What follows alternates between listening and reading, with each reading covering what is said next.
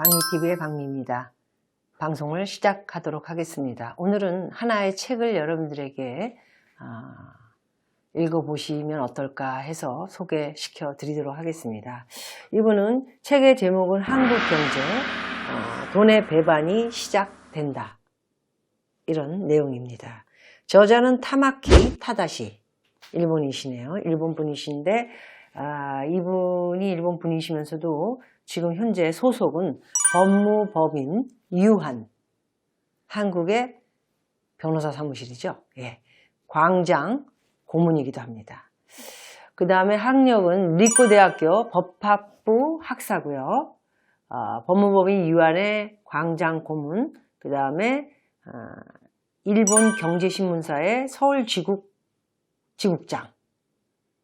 또 1992년부터 1995년까지는 일본 경제신문사의 미국 휴스턴 지국 지국장도 했네요. 많은 경험이 있으신 분입니다. 그리고 한국을 너무 잘 아시는 분이기도 한 것 같습니다. 그래서 한국에 대해서 모든 것을 꿰뚫고 있다, 이렇게 저는 책을 보며 생각하게 됐습니다. 책 내용 중에서 여러분들이 이제 우리나라 분들이 부동산을 너무 또 좋아하고, 최근엔 더 여러 번 말씀드렸지만은 부동산의 자산으로는 더 부동산을 자산으로 넓히고, 그 다음에 부동산 자산은 안전하며 부동산에 더 많은 투자를 하는 것이 좋다, 이런 신문 보도를 읽으면서 저는 좀 그렇게 그닥 좋은 내용은 아니다라는 생각을 갖기도 했었습니다. 근데 이분의 책 내용 중에 일본의 잃어버린 20년을 통해 본 한국 경제의 미래에 대해서 간략하게 말씀하시는 내용을 읽어 드리도록 하겠습니다. 한국 경제가 지금 겪고 있는 저성장 장기 불황을 우리보다 먼저 겪은 나라가 있다. 바로 일본이죠. 20년 장기 불황.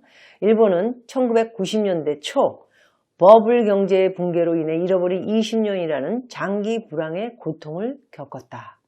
이 시기에 일본은 부동산 가격의 폭락으로 빚더미에 올라앉은 사람들이 속출했고, 자살한 사람도 있고, 경기가 무너지면서 굉장히 심한 일들을 많이 겪었었습니다. 일본도 고통스러웠었겠죠.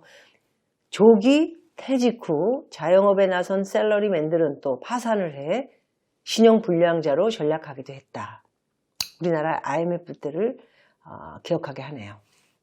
젊은이들은 대학을 졸업해도 일자리가 없어서 아르바이트로 비정규직을 전전할 수밖에 없었고, 노후 준비를 미처 하지 못한 노인들은 거리의 노숙자가 되었다. 경제의 양극화는 심화되어 부자는 더 많은 부자를 만들었고, 우리 IMF 때 부자는 더 많은, 돈이 더 많아지는 부자가 많이 탄생하지 않았습니까? 가난한 사람은 더 힘든 삶을 살아야만 했다. 일본도 이런 시기가 있었네요. 1990년대.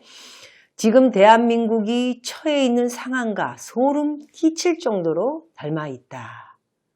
이 책은 IMF보다 더 심각한 불황의 늪에 빠져 있는 한국 경제의 해법을 일본이 겪은 잃어버린 20년 동안의 실패와 고통의 경험, 그리고 극복의 노하우에서 찾을 수 있게 해준 내용이라고 볼 수 있습니다.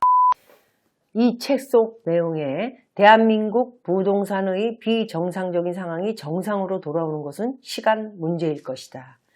전셋값이 매매 가격에 육박하는 형상은 분명히 비정상이기 때문이다. 전셋값이 지금 강남 같은 경우는 80% 이상이 되지 않습니까? 집값 대비. 예를 들어서 집값이 20억이다. 그럼 80%면은 16억. 엄청나네요. 그죠? 그런 내용을 말하는 것이고요. 2016년 중반인 시점에서 아직 서울 등의 전셋값들은 계속해서 상승하고 있다. 올해 더 불안한 내용들이 기사가 지금 경제신문들을 보면은 집값이 더 많이 오를 것이다. 내년까지 5%로 오를 것이다.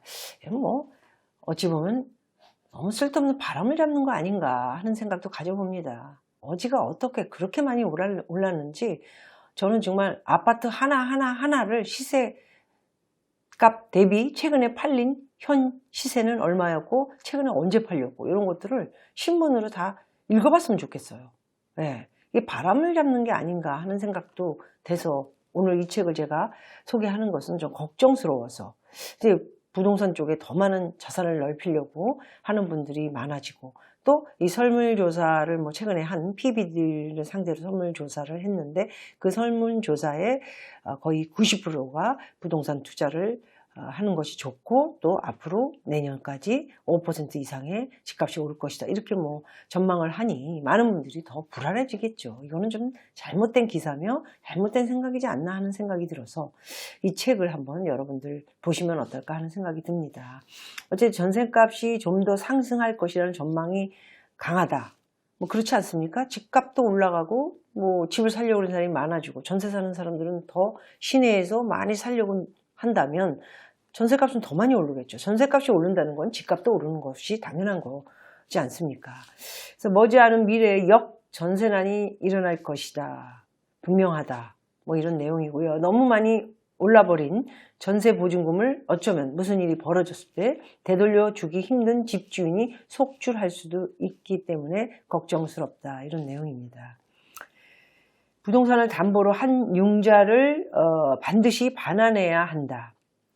부동산을 담보로 받은 융자는 반드시 반환해야 하지 않습니까? 우리가 지금은 전세가 높기 때문에 일단은 돈이 회전되고 있지만 아파트 공급이 늘어나거나 경기가 더욱 악화되어서 전세 시장이 무너지게 되면 어느 시점에서 파는 사람은 싸게라도 팔려고 막 내놓겠죠. 전세값보다 더 싸게 내놓을 수도 있는 상황이 벌어진다면 집을 그냥 버리고 나오는 게 낫겠죠. 전세 든 사람들이 오히려 그 집을 자기 집으로 받아서 살아야 되는 상황이 될 수도 있겠습니다. 왜냐하면 뭐 집을 못 파니까 주인들이 그냥 집을 덩지고 나올 수 있는 상황이 그 서프라임 몰기지 상황 때 전세가 없기 때문에 미국은 뭐 그런 상황은 아니었지만 은행에다 돈을 그 집을 다 줬잖아요. 10% 20%씩 받은 사람들이 나중에는 이자도 못 내고 뭐 이러니까 그냥 몸만 빠져나오고 다른 주로 도망가고 막 이랬어요. 그러니까 그냥 10% 20% 넣은 사람들은 집을 그냥 은행에 담보를 많이 줬잖아요. 미국에서. 그래서 그 사건이 터진 건데 80% 이상 뭐 90% 이상씩 대출받은 사람들은 집을 은행에다가 버리고 몰래 밤에 다 도주를 한 사람들도 있고 신문에 뭐 난리였었습니다.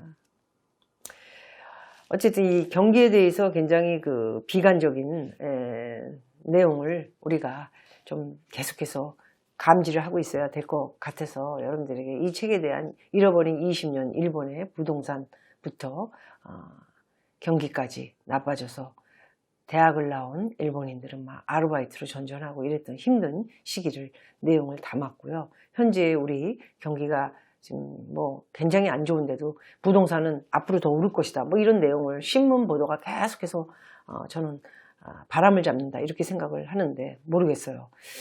현재 지금 부동산이 그닥 이렇게 들여다보면 잘 팔리는 곳은 그래도 그나마 뭐 이렇게 시내 쪽은 좀 팔린다고 봤을 때 시외곽 쪽이라든가 지방은 전혀 그렇지가 않거든요. 프로그램 때문에 제가 이사야사라는 프로그램 때문에 부산, 제주 뭐 할 것이 많은 곳을 돌아다녔는데 절대 그렇지 않다라는 거. 시장은 다르다라는 거. 그것을 좀 말씀드리고 싶습니다.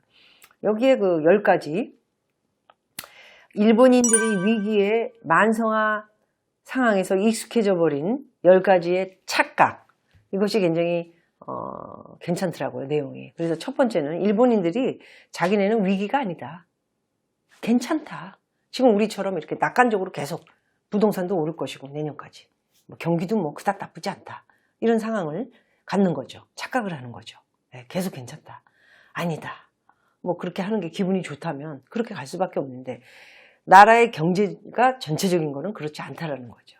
그래서 일본인들이 이렇게 그 상황에 괜찮다라는 만성화 상황에 익숙해지면서 10가지 착각에 빠진 것이 첫 번째는 경제 정체는 일시적이라는 생각. 돌아가는 경제의 정체는 일시적이라 잠깐 이럴 뿐이다. 두 번째는 과거의 성공 경험과 법칙이 아직도 유효하다라는 생각. 뭐 무슨 일이 닥쳐도 뭐 과거에 우리가 잘 나갔다. 성공했었고 계속 다시 노력하면 할 수 있다. 이런 거에 대한 착각. 세 번째는 누군가 다른 사람이 위기를 타개해 줄 것이다. 의지를 하는 것이죠.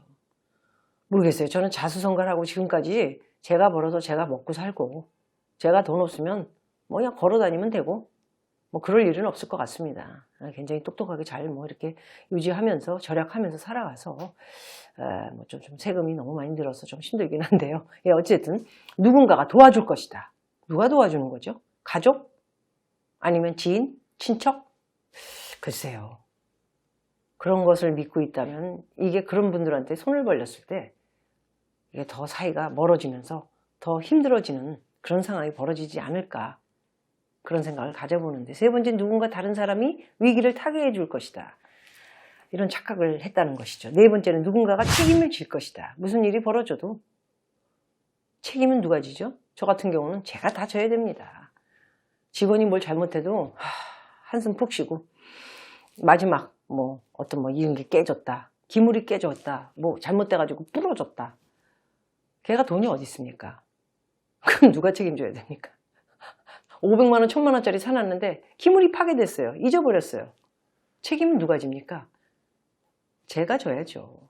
그런데 누군가가 책임을 져줄 것이다. 누가 책임을 집니까? 아무도 책임질 사람 없어요. 본인이 져야죠. 다섯 번째는 자신의 회사만큼은 괜찮을 것이다. 모든 게 다 무너지는데 자신의 회사는 괜찮을 것이다, 이런 착각을 갖는다고요. 그래서 우리나라가 IMF 때 그렇게 많이 무너졌을 수도 있었던 것 같습니다. 대우를 비롯해서 뭐 엄청나게 많은 회사가 뭐 신용공고라든가 뭐 은행들부터 해서 다 합병되고 없던 건 다 없어지고 많은 사람들이 실직되고 막 그러지 않았습니까? 지금 뭐 이렇게 한노총 뭐 정말 문제 많습니다. 여섯 번째, 자신의 세대까지는 괜찮을 것이다. 내 세대는 괜찮고 자식이 있는 그 밑에 세대는 뭐 손가락 빨고 살려는 겁니까? 그런 생각을 갖는다는 잘못된 것이죠. 같이 자식 세대까지 잘 사는 나라가 되게끔 앞으로 미래적인 것을 계획하며 살아야 된다, 이런 내용인데 그러지 않았다라는 것이죠, 일본인들이.